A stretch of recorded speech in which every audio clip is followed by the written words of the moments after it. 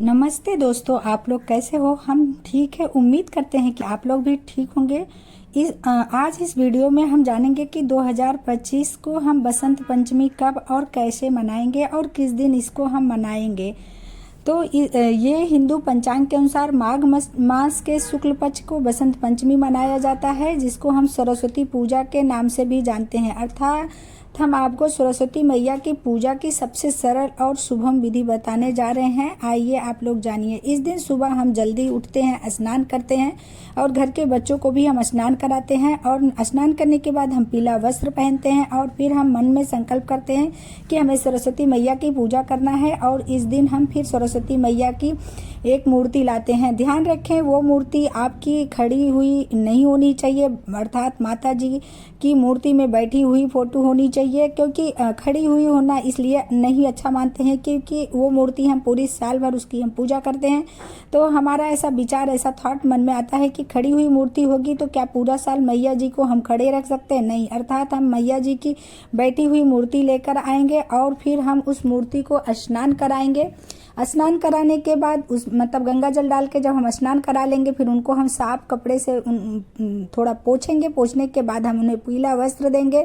फिर उन पे हम पीली पीली सारी चीज़ें चढ़ाएंगे। अगर आपके पास पीला ना हो तो आप एक बार सफ़ेद वस्त्र भी आप अर्पित कर सकते हो या सफ़ेद फूल भी आप चढ़ा सकते हो।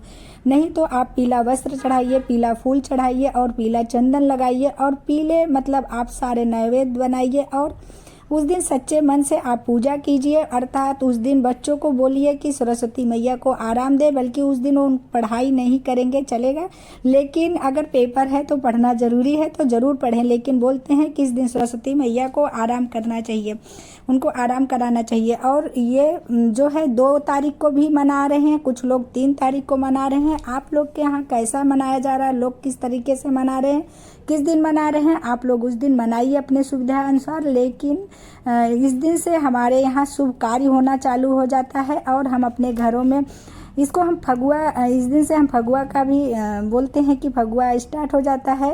और इस दिन हम अपने घर में, इसी दिन के बाद से हम अपने घर में शुभ कार्य कर सकते हैं। कुछ भी हम शुभ पूजा पाठ, गृह प्रवेश, घर वगैरह का या शादी विवाह का भी दिन चालू हो जाता है। तो आप सरस्वती मैया का सच्चे दिल से पूजा कीजिए और अपने बच्चों को बताइए कि सरस्वती मैया की पूजा करने का क्या महत्व है और सरस्वती मैया का पूजा करने से क्या फल मिलता है। तो अपने बच्चों को भी समझाइए और इसी तरीके से अच्छे से सरस्वती मैया को पूजा कीजिए, अपना अर्चना प्रार्थना और भगवान से मनाइए कि हे सरस्वती मैया, हमारे बच्चे पढ़े लिखे आगे बढ़े, उनको सद्बुद्धि दो, सद्मार्ग पे चलें, हमेशा उनके जीवन में सफलताएं आए। इसी तरीके से आप भगवान सरस्वती मैया से आप भी प्रार्थना करिए और अपने बच्चों से भी कराइए।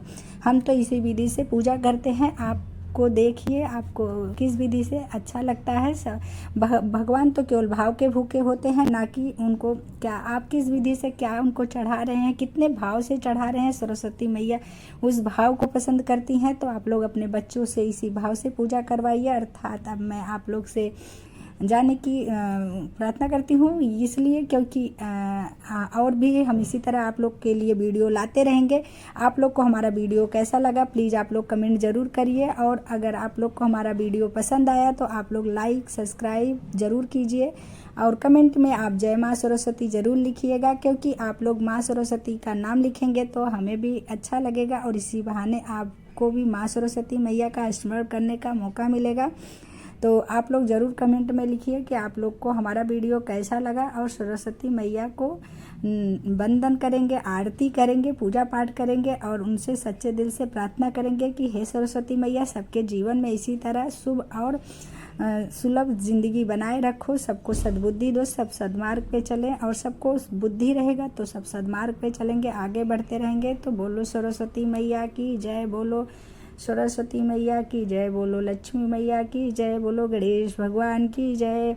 और आप सरस्वती मैया का मंत्र भी पढ़ने के लिए बच्चों को बोल सकते हैं और बच्चों को अपने प्रार्थना करने के लिए भी बोल सकते हैं। सरस्वती मैया की अच्छे विधि से पूजा पाठ कीजिए और उनको पीला फूल, पीला वस्त्र इसी तरह चढ़ाते हुए नैवेद्य बनाइए। और उस दिन घर में खूब अच्छे से सुख शांति समृद्धि बनाए रखने के लिए माँ सरस्वती मैया से प्रार्थना करते रहिए।